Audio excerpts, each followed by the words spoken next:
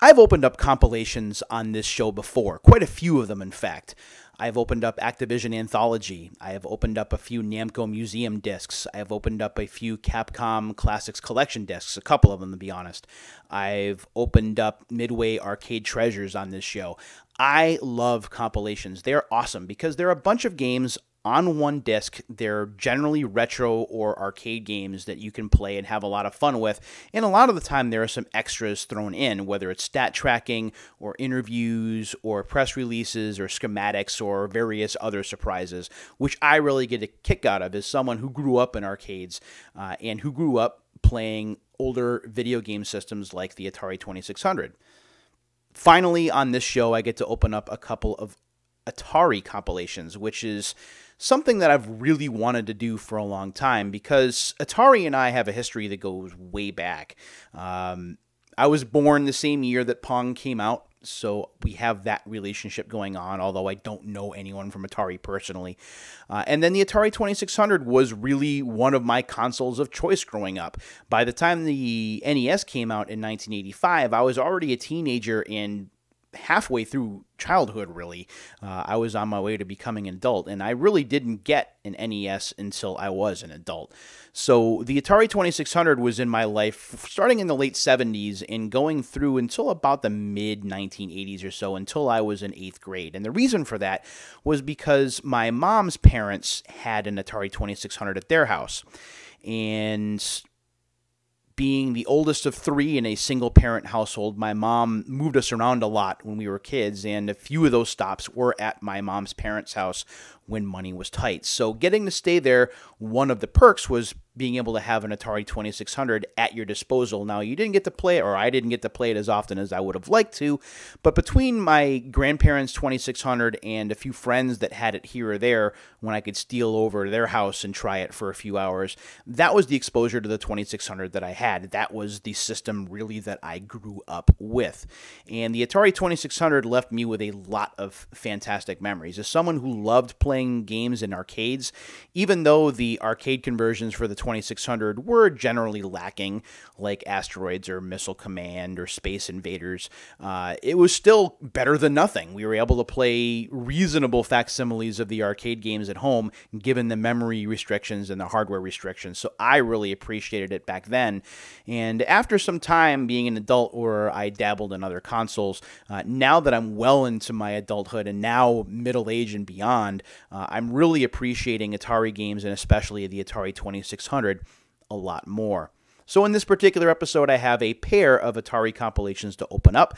Both of them were developed by Digital Eclipse, which does a fantastic job with arcade emulation or console emulation. We've seen Digital Eclipse do work for Midway, for Capcom, for Atari. They recently put together the SNK Anniversary Collection as well, so they know what they're doing. They're excellent at their job, I think. So the first of these is a 2001 release for the original PlayStation called the Atari Anniversary Edition Redux. This is a $13.99 sticker, which looks like it might have come either from Kohl's or from one of the warehouse stores like Costco or BJ's. Again, this came out in 2001. I think this also came out for the Dreamcast as well, but I don't have the Dreamcast version here. So it's the Atari Anniversary Edition, this promises, and you can see there, although it's kind of tough because of the lighting, that is Nolan Bushnell that is giving an interview as part of what's on this disc, which is one of the reasons I'm excited to have it. So you can play 12, so a dozen of the best classic Atari games with all the fast action sights and sounds you remember. They're all here. Asteroids, Asteroids Deluxe, Battlezone, Black Widow, Centipede, Gravitar, Missile Command, Pong, Space Duel, Super Breakout, Tempest, and Warlords. Each Atari title is faithfully reproduced down to the last detail, and each one is just as easy and fun to play. It's like having your very own arcade, and that mission statement to me, like having your own arcade, is something that just, it hits me right here because I grew up in arcades. I love arcade games. So having these arcade simulations or emulation means a great deal to me as someone who only had a few tokens or quarters to play with as a kid, and now be able to play these at will. Very, very cool. Video interviews with the original game designer, images of noteworthy memorabilia, original press releases, and more. So you get some artifacts here as well, in addition to the games, which I find very cool. Very similar to what we've seen in Midway Arcade Treasures or Namco Museum. Free Atari sticker, and that is pretty cool, because I already have some Atari stickers right here, so having more, I'm definitely not going to complain about that. So let's go ahead and open this up, and let's see what is on the inside. Maybe. Actually, it's taken me a couple of takes to get this open. There we go. So there it is. And you can hear the sticker breaking. So let me flip that up. All right, and we still do have the ID sticker at the top there. Again, this is from 2001, so this is about 19 years old or so. Let's see what's on the inside. I may have this loose, but I haven't really played it all that much, so to me, it's going to feel like a brand new game. Yeah, there's a little bit of a crack on the front, but it's not a big deal. So when we open this up, I don't see an Atari sticker. That's all right. I'm not going to be mad about that. So there is the disc, which is a pretty cool red and black look. I like that. It's very sleek. Let's take this out. Also talking about some remakes of Frogger, Galaga, and Breakout. So that works for me. Yeah, there's no Atari sticker in here. That's okay. That is okay. So when we open up the manual, it is in black and white. We do have some instructions on how to use the controller, which is just fine. Let me see what it says about... So the arcade menu screen, Gravitar is here, Space Duel, which is basically like an Asteroids clone.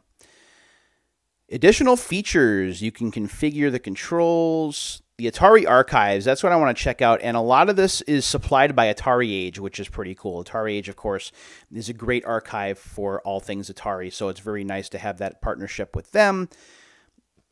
Let's see what else is here.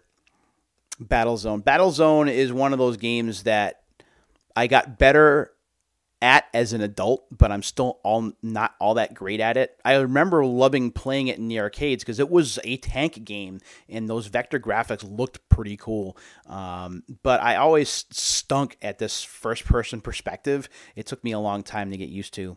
Centipede is another game that I got better at as an adult, although I still can't crack 50,000, so go figure. Millipede is not on here, I don't think. Pong is here, Space Duel. So it goes through, the instruction manual goes through very brief histories of all the games. Asteroids debuted in 1979, so I was 7. The Nax Mai Sharona hits #1 on the Billboard charts. The Shah of Iran is forced into exile. Mother Teresa wins the Nobel Peace Prize. Actor John Wayne dies. The Deer Hunter wins Best Picture. Oh, man. The Pittsburgh Steelers defeat the Dallas Cowboys to win the Super Bowl. Lee Marvin is sued for palimony. Margaret Thatcher becomes Europe's first woman prime minister. And Patty Hearst was released from prison. That's in 79. 81, 80. This is cool. Like, if you get this in the instruction manual, reading some of the things that happened at the time that the games came out, yeah, that's pretty gosh darn cool. 77 Super Breakout, so I was 5. 80 million viewers watch Roots. I remember that. The Volkswagen Beetle is phased out in favor of the Volkswagen Rabbit. Happy Days comes to television. Millions of fans mourn the death of Elvis Presley, so again, I was 5. The New York City Blackout. Debbie Boone sings You Light Up My Life. The Love Boat, Three's Company, and Chips all make their television debut. So, yeah, this is cool. Like, definitely, I should read the instruction manual in full at some point for a short video. This is really neat. You can use a memory card to save your high scores, which is nice, rather than just turning the arcade games off and not having your high scores saved. Just going to look one more time to make sure that no, there's no sticker here, unless it's, like, on the inside of the case. I don't think it is, though. You know what? It's not that big a deal. It really isn't. All right. So that is the Anniversary Collection Redux. Again, this is just arcade games. There aren't any Atari 2600 games here. That does change, however, in 2004 with the release of the Atari Anthology. This is from Atari themselves. Again, this is a Digital Eclipse production. 85 games that started a revolution. We got that right there. I love this look, this metallic look on the front. Very, very cool. Step back in time to the days of video arcades and original and in-home entertainment with this all-time greatest collection of authentic Atari titles. Each game is totally addictive with all of the same fast action, sights, and sounds you remember. 18 classic arcade games, so we have 6 more than the Anniversary Collection, including Asteroids, Battlezone, Centipede, Missile Command, Tempest, and more.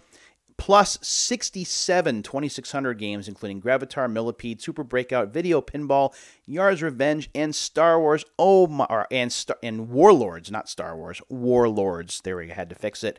My goodness, there are a lot of games here, and I am not going to delay in getting this open. There is the sticker right there showing Activision Anthology. I have been waiting to open this up. I have been on an Atari kick of late since going to visit my buddy Sam just after Christmas time. We played some Atari 2600 at his house. So I've been on the kick between these compilations and, of course, the Activision Anthology. It's great to be able to revisit these older games.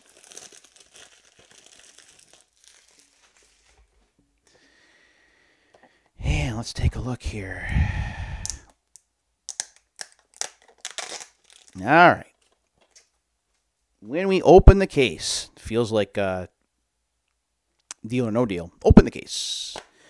When we open the case, on the inside, we do have the yellow, red, and black look, just like that. When we take the instruction manual out, register online today. Oh, wow, that looks really rough in the light. So you can actually go to a website. You can register at gameregister.com. Go figure. So this is both Digital Eclipse and Blue Shift. That's interesting. Blue Shift has done some pretty good work, too, if I remember correctly. Humongous Entertainment is also a part of this.